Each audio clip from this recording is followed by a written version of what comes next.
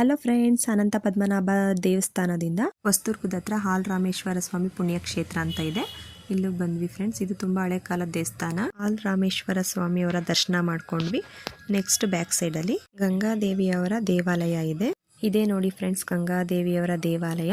ಇಲ್ಲಿ ಕೆಳಗಡೆ ನೀರು ಕಾಣ್ತಿದ್ಯಲ್ಲ, ಗಂಗೆ ಪೂಜೆ ಮಾಡೋರು ಇಲ್ಲಿ ಮಾಡ್ತಾರೆ.